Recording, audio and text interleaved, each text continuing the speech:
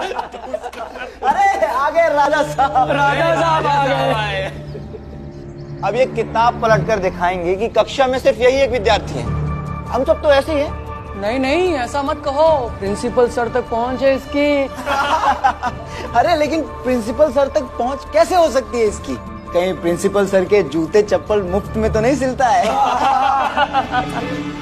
अरे सील देता होगा। अब जात भी तो वही है। आप लोग मुझे अपमानित करने की कोशिश में खुद का समय बर्बाद कर रहे हो। इससे अच्छा है कि पढ़ लो, कुछ काम आएगा। वक्त का दुरुपयोग नहीं, वक्त का सदुपयोग कर रहे हैं भीमराव हम। जिन लोगों को उनकी हैसियत नहीं पता, उन्हें उनकी हैसियत बता देनी चाहिए।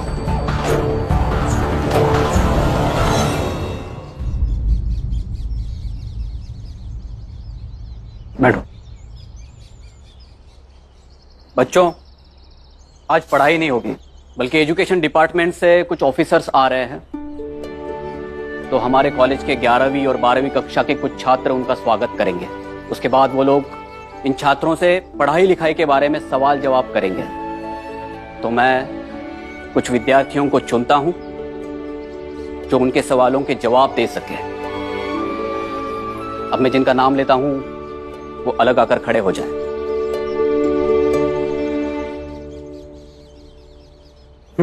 नरोत्तम जोशी, आओ। सदाशिव कुलकर्णी, आओ। आप दोनों सवालों का जवाब देंगे। जी गुरुजी। ठीक है? गुरुजी, मुझे भी शामिल कर लीजिए ना। भीमराव, तुम्हें इस कक्षा में पढ़ने दिया जा रहा है, यही बहुत बड़ी बात है। इसका मतलब ये नहीं कि तुम हमारे सर पर बैठ के नाचोगे। क्या चाहते हो तुम? अतिथियों के सामने एक छोटी जाति के विद्यार्थी को पेश करके हम उनका अपमान करें? जब उन्हें पता चलेगा कि तुम एक छोटी जाति के विद्यार्थी हो तो उनका मन खराब होगा। वो तो यही सोचेंगे ना, ऊंची जात के विद्यार्थी होने के बावजूद एक छोटी जात के विद्यार्थी को हमारे सामने पेश किया गया। वो अगर यहाँ शिक्षा की बातें करने आ रहे हैं, विद्यार्थियों को समझाने आ रहे हैं, विद्यालय में शिक्षा के स्तर का आकलन करने आ रहे हैं, तो उन्हें जाति से नहीं शिक्षा से मतलब होगा। वैसे भी जाति आपके लिए एक समस्या है। वो लोग भी इसी समाज का हिस्सा है भीमराव, जो तुम्हारे परछाई से दूर भागते हैं। हम तुम्हें उनके सामने पेश करके उन्हें अपमानित नहीं करना चाहते। और कॉलेज की इज्जत, वो भी कोई चीज है या नहीं? क्या कहते हो बच्चों? भीमराव को अतिथियों के सामने लाना चाहिए या नहीं? नहीं सर।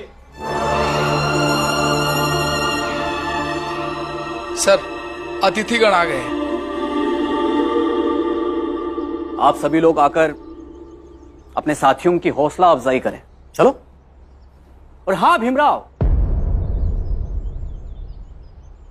अभी प्रिंसिपल के पास जाकर ये शिकायत विकायत का नाटक मत करना। क्या है ना, अतिथियों के सामने कॉलेज की लाज रखना एक अच्छे विद्यार्थी का कर्तव्य होता है, याद रखना। चलो।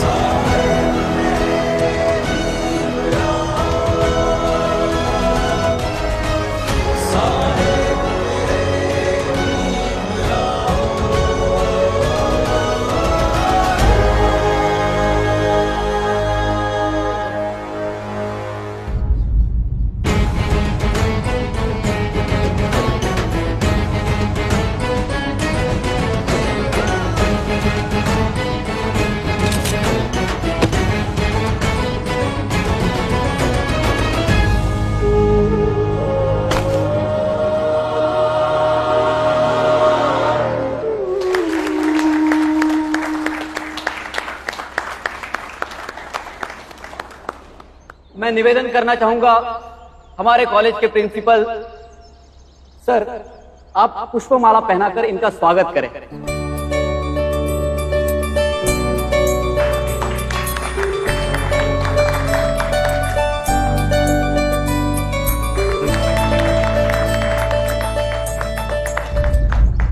माननीय अतिथिगण, हमारे सारे छात्र मेधावी हैं, किंतु सबकी परीक्षा ली जाए ये तो संभव नहीं है। इसलिए उन सब में से जो बेहतर है वो चुनकर आपके समक्ष है। ये है नरोत्तम जोशी,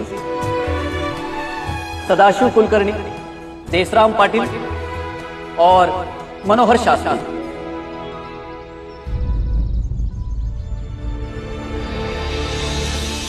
ये लोग भीमराव को चुनकर क्यों नहीं लाए?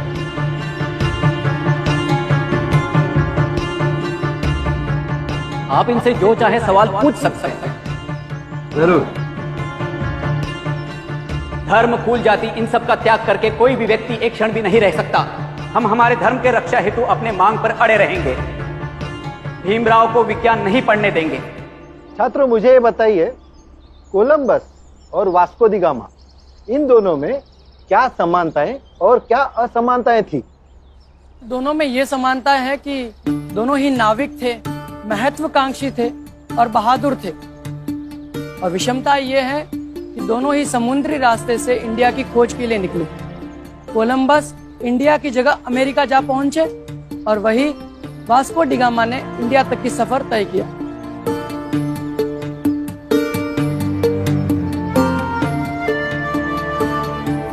तुम्हें इन दोनों में सिर्फ इतनी ही विषमताएं नजर आ रही हैं?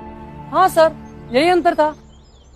वास्को दी गामा पूरी तैयारी, अनुसंधान और नक्शे के साथ भारत की खोज पे निकला था, जबकि कोलंबस की तैयारी उतनी पुख्ता नहीं थी। तो इन दोनों में सबसे बड़ी विषमता काम के प्रति उनके नजरिए की थी। नजरिया बहुत मायने रखता है। तुम्हें इतिहास की सूचनाएं तो याद है, लेकिन इन सूचनाओं से मिलने वाली जो सीख है वो चीज तुम्हें नहीं पता।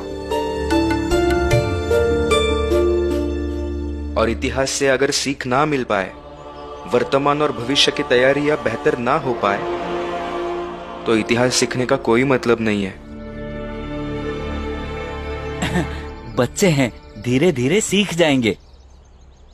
अच्छा, ये बताइए कि आर्किमिडीज का सिद्धांत क्या कहता है? अरे नरोत्तम जोशी, बताओ। आर्किमिडीज का सिद्धांत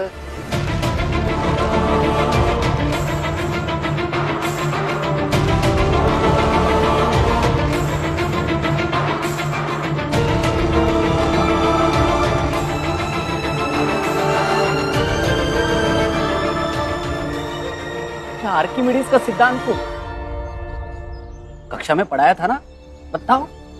जी गुरुजी, याद भी है, बस पेट में मुंह तक नहीं आ रहा है। आर्किमिडीज का सिद्धांत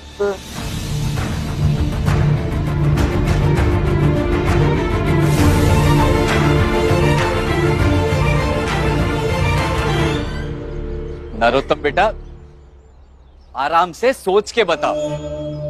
आर्किमिडीज, हाँ सर, याद आ गया। यही कि कोई डूब जाता है, कोई तैर जाता है। क्या डूब जाता है, क्या तैर जाता है? लकड़ी तैर जाती है और आप, हम, लोहा, पत्थर, ये सब डूब जाता है। लेकिन लोहे का जहाज पानी में तैरता रहता है, और मनुष्य भी जब तैरना सीख जाता है तो पानी में तैर सकता है, वो तो नहीं डूबता। सर, लोहे के जहाज को पानी में उतारने से पहले उसकी पूजा की जाती है, ईश्वर का आशीर्वाद लिया जाता है। और सर, ईश्वर के आशीर्वाद से तो पत्थर भी तैरने लगते हैं।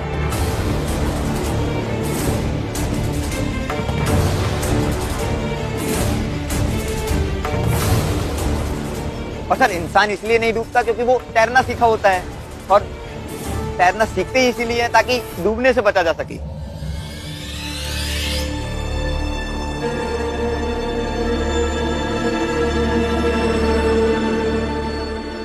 आज पद्माकर के शिष्यों ने हम सबकी नाक कटा दी।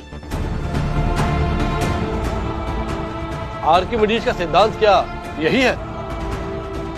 हाँ सर, ऐसा ही कुछ है डूबने और तैरने के बारे में।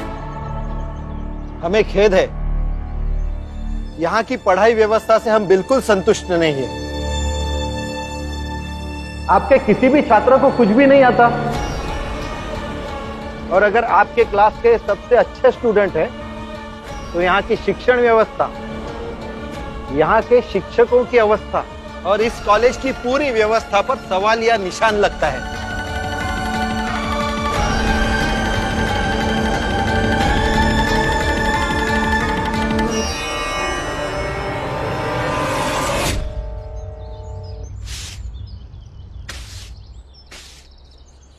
वो लोग भी इसी समाज का हिस्सा है भीमराव, जो तुम्हारे परछाई से दूर भागते हैं।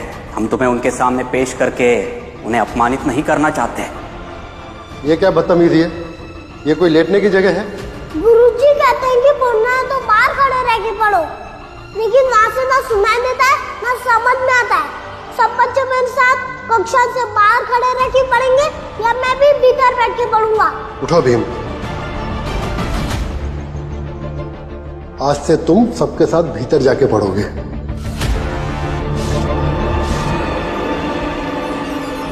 काका, थोड़ी देर के लिए ये आप रखिए और झाड़ू मुझे दीजिए ना। अरे तुम पढ़ाई कर लो ना, मैं झाड़ू लगा दूंगा। नहीं काका, मेरा जरूरी काम है, दीजिए। धन्यवाद। अरे क्या कर रहे हो? हमारा इस कॉलेज का दौरा संतोषजनक नहीं रहा। क्या पढ़ाते हैं आप? क्या करते हैं आप लोग? अगर इस तरह की शिक्षा व्यवस्था रही तो हम लोग एडमिनिस्ट्रेशन को कड़ी से कड़ी रिपोर्ट सौंपेंगे। चलिए।